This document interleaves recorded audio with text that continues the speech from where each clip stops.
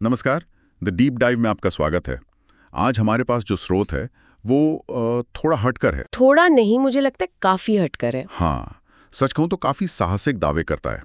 ये एक पॉडकास्ट की ट्रांसक्रिप्ट है जिसका शीर्षक है the science of absolute truth. और ये बात करता है अनिद्रा की, मतलब नींद ना आने की समस्या की। और उसे हमेशा के लिए खत्म करने का एक क्रांतिकारी समाधान सुझाता है। बिल्कुल। लेकिन रुकिए, इससे पहले कि कोई ये सोचे कि ये कोई घरेलू नुस्खों या सोने से पहले गर्म दूध पिए जैसी सलाहों की लिस्ट है, मैं बता दूं ऐसा बिल्कुल नहीं है। नहीं नहीं, उससे कोसों दूर है ये। ये स्रोत एक सोनिक टेक्नोलॉजी की बात करता है। Sonic technology? हाँ, यानी ध्वनि पर आधारित एक ऐसी तकनीक जो हमारी बायोलॉजिकल क्लॉक, हमारी जैविक घड़ी को पूरी तरह से रीसेट कर सकती है। तो आज हम इसी दावे की तह तक जाने की कोशिश करेंगे। बिल्कुल।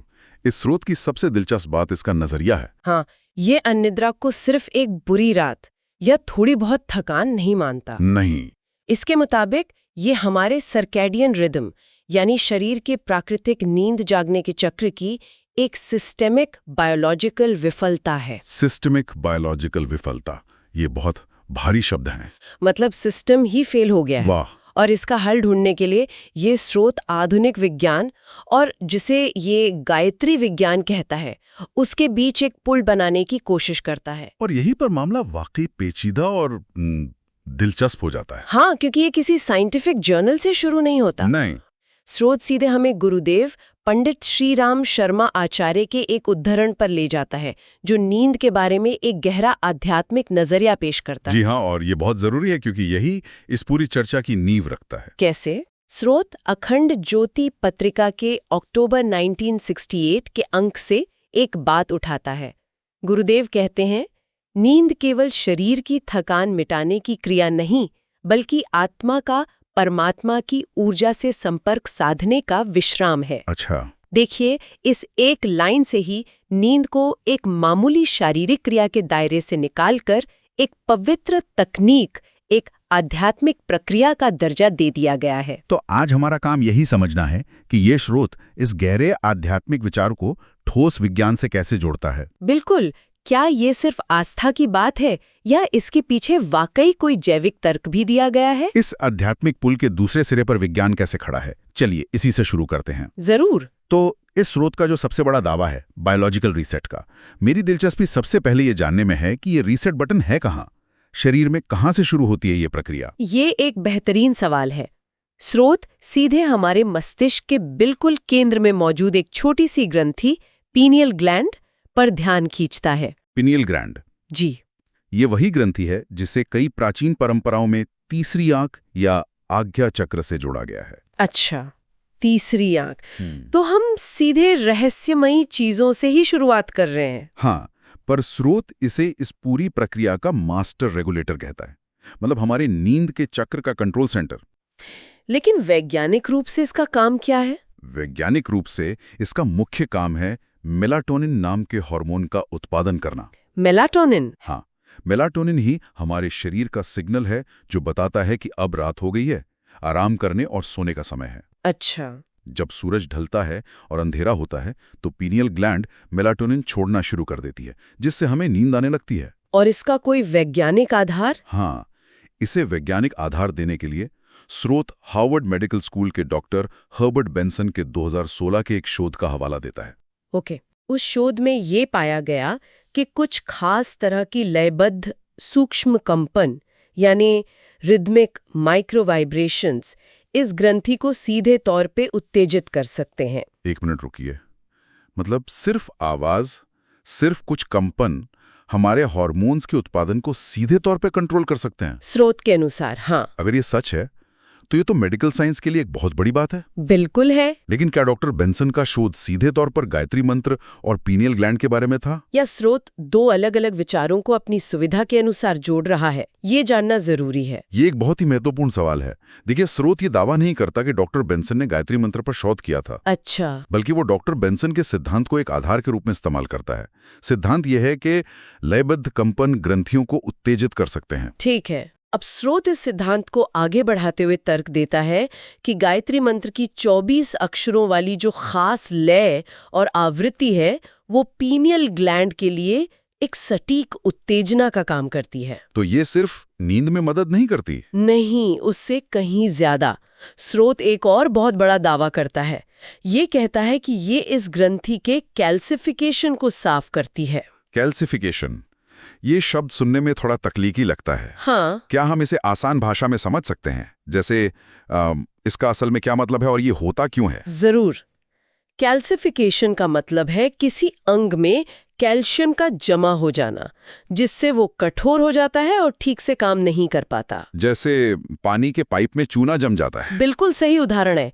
आप इसे ऐसे समझ सकते हैं जैसे पानी के पाइप में धीरे धीरे चूना जम जाता है और पानी का बहाव रुक जाता है। और हमारे शरीर में ऐसा क्यों होता है? स्रोत का तर्क है कि हमारी आधुनिक जीवन शैली, तनाव, कुछ खास तरह के खाने पीने की चीजें, इन सब की वजह से इस जरूरी ग्रंथि पर कैल्शियम की परत जम जाती है। और जब ऐसा होता है तो मेलाटोनिन का उत्पादन गड़बड़ा जाता है। बिल्कुल, और वहीं से नींद की समस्या शुरू होती है। और मंत्र के कंपन इस जमाव को तोड़ते हैं।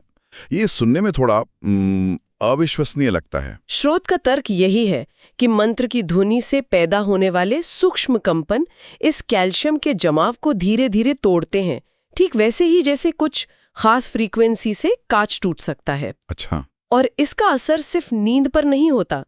स्रोत ये भी दावा करता है कि जब ये ग्रंथि साफ और सक्रिय होती है तो व्यक्ति की अंतर्ज्ञान मतलब इंट्यूशन और कार्यकारी कार्य एग्जीक्यूटिव फंक्शन यानी सही फैसले लेने की क्षमता भी तेज होती है। वाह, तो ये सिर्फ शरीर को सुलाना नहीं है बल्कि मस्तिष्क को एक तरह से अपग्रेड करना है। एक तरह से, हाँ। ठीक है, तो पीनियल ग्लैंड को ठीक करना तो एक पहलू हुआ, ये शरीर का हार्डवेयर हो गया। बिल्कुल। पर अगर हमारा दिमाग ही शांत ना हो तो क्या होगा? वो जो एहसास होता है ना कि शरीर तो थककर चूर है लेकिन दिमाग में 100 चीजें एक साथ दौड़ रही हैं। एक तरह का दिमागी ट्रैफिक जैम। हाँ बिल्कुल।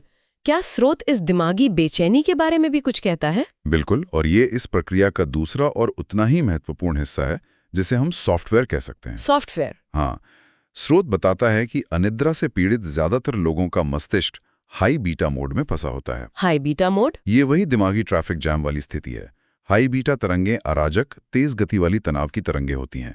ये दिमाग की वो स्थिति है जब वो लगातार विश्लेषण करता है, चिंता करता है और शांत होने से इनकार कर देता है। तो इस सॉफ्टवेयर को रीबूट कैसे किया जाए?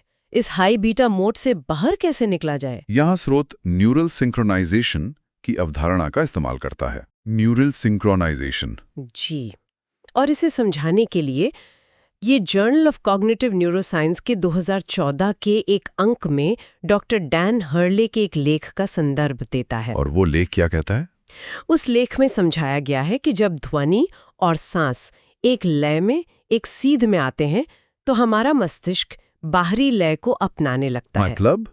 मतलब मस्तिष्क की तरंगें उस ध्वनि की लय के साथ खुद को सिंक्रोनाइज करने लगती हैं। अच्छा, तो ये कुछ वैसा ही है जैसे किसी अच्छे संगीत की धुन पर हमारे पैर अपने आप थिरकने लगते हैं? क्या बात है, ये तो बहुत सटीक एनालॉजी है। मतलब हमारे मस्तिष्क की तरंगें भी मंत्र के संगीत पर डांस करना शुरू कर देती हैं? आप इसे बिल्कुल ऐसे समझ सकते हैं। स्रोत का दावा है कि गायत्री मंत्र का लयबद्ध जाप मस्तिष्क की तरंगों को उन अराजक बीटा तरंगों के ट्रैफिक जैम से निकालकर आरामदायक और बहुत गहरी डेल्टा तरंगों में ले जाता है। डेल्टा तरंगे? जी, और ये बदलाव मामूली नहीं है। डेल्टा तरंगे गहरी, बिना सपनों वाली नींद की अवस्था है। ये वो अवस्था है जहां शरीर की कोशिकाओं की सबसे ज्यादा मरम्मत होती है। अच्छा। जहां हमारी यादें व्यवस्थित होती हैं और जहां शरीर सचमुच में खुद को हील करता है। संक्षिप्त में कहें तो ये हमारे नर्वस सिस्टम को एक सॉफ्टवेयर रीबूट देने जैसा है। हार्डवेयर रीसेट और सॉफ्टवेयर रीबूट, वाह! ये तो सचमुच एक पूरी तरह से तकनीकी दृष्टिकोण है। बिल्कुल। लेकिन स्रोत में गुरुदेव के एक और विचार का जिक्र है कि मंत्र शरीर को दिव्य संगीत से भर देता है। क्या ये सिर्फ एक काव्यात्मक बात है या इसका भी कोई जैविक मतलब बताया गया है? यहाँ पर ये स्रोत पिछले दोनों बिंदुओं को, हार्डवेयर और सॉफ्टवेयर को एक साथ लाता है। कैसे? ये गायत्री महाविज्ञान ग्रंथ के पृष्ठ 412 से उद्धृत करता है। गायत्री की लयबद्ध ध्वनि शरीर के रोम रोम को एक दिव्य संगीत से भर देती है। दिव्य संगीत? स्रोत के अनुसार ये दिव्य संगीत सिर्फ कहने की बात नहीं है। तो फिर इसका जैविक अर्थ क्या है? ये संगीत शरीर में करता क्या है? स्रोत के मुताबिक ये दिव्य संगीत ही वास्तव में सेल्यूलर मरम्मत का कंपन है। अच्छा, ये वही कंपन है जिसकी बात हमने पहले की थी। जी हाँ, ये वही सूक्ष्म कंपन है जिसका जिक्र हमने डॉक्टर बेंसन के शोध के संदर्भ में किया था। जब ये कंपन पूरे शरीर में फैलता है तो ये सिर्फ पीनियल ग्लैंड तक सीमित नहीं रहता, ये हर कोशिका तक पहुंचता है। हर कोशिका तक? हाँ, स्रोत का तर्क है कि इन्हीं कंपनों के माध्यम से न सिर्फ पीनियल ग्लैंड का कैल्सिफिकेशन टूटता है, बल्कि शरीर की हर कोशिका एक तरह से ट्यून हो जाती है। और जब ऐसा होता है तो शरीर अपनी युवावस्था की तरह खुद को ठीक करने की क्षमता वापस पा लेता है। वाह! और स्रोत का दावा है कि यही वजह है कि गायत्री मंत्र का नियमित अभ्यास करने वालों को अक्सर कम घंटे की नींद की जरूरत पड़ती है, लेकिन वे दिन भर ज्यादा ऊर्जावान महसूस करते हैं। क्योंकि उनकी नींद की क्वालिटी बढ़ जाती है। बिल्कुल, भले ही क्वांटिटी कम हो, शरीर कम समय में ज्यादा कुशलता से खुद की मरम्मत कर लेता है। वाह! तो हमने पीनियल ग्लैंड यानी हार्डवेयर, मस्तिष्क की तरंगों यानी सॉफ्टवेयर और अब सेलुलर कंपन की बात की जो इन दोनों को जोड़ता है। जी, चलिए अब इन सबको एक साथ रखते हैं। स्रोत अपनी चर्चा के अंत में इन सभी विचारों को 4 मुख्य निष्कर्षों में समेटता है, जिन्हें वो बड़े ही नाटकीय ढंग से सत्य का सारांश कहता है। हाँ, उन्होंने उसे सत्य का सारांश ही कहा है। तो वो 4 कदम क्या हैं? हाँ, उन्हें बहुत स्पष्ट रूप से बताया गया है ताकि पूरी प्रक्रिया समझ आ सके। पहला है pineal gland activation. Hardware fix. हाँ, यानी मंत्र की ध्वनि तीसरी आंख को सीधे उत्तेजित करती है ताकि मेलाटोनिन का उत्पादन सही हो सके। ठीक है। दूसरा है मेलाटोनिन बैलेंसिंग, यानी बाहरी गोलियों या सप्लीमेंट्स पर निर्भर हुए बिना शरीर के प्राकृतिक हार्मोन है संतुलन को वापस लाना। और तीसरा बिंदु है डेल्टा वेव सिंक्रोनाइजेशन। ये सॉफ्टवेयर का मुद्दा है। वो ट्रैफिक जाम वाला? जी, दिमाग की फ्रीक्वेंसी को तनाव वाली बीटा तरंगों से बदलकर गहरी मरम्मत वाली डेल्टा तरंगों ने लाना। और चौथा और अंतिम बिंदु है बायोलॉजिकल क्लॉक रीसेट, यानी सर्कैडियन रिदम के साथ फिर से तालमेल बिठाकर अनिद्रा का स्थायी अंत करना। स्थायी अंत? हाँ, इसका मकसद सिर्फ एक रात के लिए नींद लाना नहीं, बल्कि नींद के पूरे सिस्टम को ही ठीक कर देना है। ये वाकई एक बहुत ही व्यवस्थित और चरण दर चरण प्रक्रिया की तरह लगता है। हाँ, लगता तो है। और फिर ये स्रोत एक बहुत ही दमदार, लगभग चौंकाने वाले बयान के साथ अपनी बात खत्म करता है। हाँ, और वो अंतिम निष्कर्ष इस पूरी चर्चा को एक अलग ही स्तर पर ले जाता है। क्या कहता है वो? स्रोत कहता है, ये एक विश्वास प्रणाली नहीं है, ये ध्वनि के माध्यम से जैविक इंजीनियरिंग है। जैविक इंजीनियरिंग? ये तो बहुत बड़ा दावा है ना? इसका मतलब तो ये हुआ कि हम अपने शरीर को किसी मशीन की तरह ट्यून कर सकते हैं, सिर्फ सही आवाज का इस्तेमाल करके। बिल्कुल। ये तो विज्ञान और आध्यात्म की दुनिया को एक ही जगह ले आता है। बिल्कुल, ये वाक्य बहुत महत्वपूर्ण है। ये इस पूरी अवधारणा को आध्यात्मिकता, धर्म या सिर्फ विश्वास के दायरे से बाहर निकालकर सीधे बायोमैकेनिक्स और इंजीनियरिंग के क्षेत्र में रखने की कोशिश करता है। मतलब ये कोई आस्था नहीं बल्कि एक प्रक्रिया है। हाँ, स्रोत यही कह रहा है कि ये प्रक्रिया वैसे ही काम करती है जैसे एक साउंड इंजीनियर ध्वनि की फ्रीक्वेंसी को बदलकर संगीत को बेहतर बनाता है। यहाँ पर मशीन हमारा शरीर है और औजार है ध्वनि। आज हमने एक ऐसे स्रोत की पड़ताल की जो नींद न आने की समस्या के समाधान के लिए ध्वनि, जीव विज्ञान और प्राचीन ज्ञान को एक साथ बुनता है। हाँ, और ये एक बहुत ही साहसिक दावा पेश करता है कि ध्वनि सिर्फ सुनने या मनोरंजन के लिए नहीं है, बल्कि ये एक ऐसा औजार है, एक ऐसा टूल है जो हमारे शरीर की आंतरिक मशीनरी को सीधे तौर पर प्रभावित कर सकता है, उसे ठीक कर सकता है। स्रोत के दावे वाकई बहुत बड़े हैं।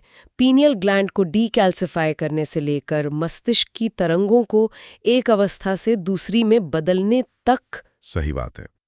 ये विज्ञान और आध्यात्मिकता के उस संगम पर एक दृष्टिकोण पेश करता है जहां दोनों के बीच की रेखा बहुत धुंधली हो जाती है। और ये नींद को एक लाइलाज समस्या के रूप में नहीं देखता, नहीं, बल्कि एक ऐसी प्रणाली के रूप में देखता है जिससे सही औजार से ठीक किया जा सकता है। और ये पड़ताल हमारे श्रोताओं के लिए सोचने के लिए एक बहुत बड़ा सवाल छोड़ जाती है। हम इस स्रोत के दावों का समर्थन या खंडन नहीं कर रहे हैं, हम सिर्फ इसकी गहराई से पड़ताल कर रहे थे। लेकिन एक पल के लिए सोचें, हाँ, अगर इस स्रोत का दावा अंश मात्र भी सही है कि विशिष्ट ध्वनियों हमारे नींद के चक्र को रीसेट करने के लिए जैविक रूप से इंजीनियर कर सकती हैं, तो मानव जीव विज्ञान के और कौन से पहलू हो सकते हैं जिन्हें ध्वनि के माध्यम से ठीक या बेहतर बनाया जा सकता है? ये एक बहुत दिलचस्प सवाल है। क्या हम तनाव, चिंता या यहाँ तक कि सीखने की क्षमता को भी ध्वनि से प्रभावित कर सकते हैं? क्या भविष्य में हमें बीमारियों के लिए गोलियों की जगह ध्वनि की प्रिस्क्रिप्शन मिल सकती है? बिल्कुल। ये एक ऐसा सवाल है जो विज्ञान, चिकित्सा और चेतना की सीमाओं को चुनौती देता है और सोचने के लिए एक दिलचस्प ख्याल है।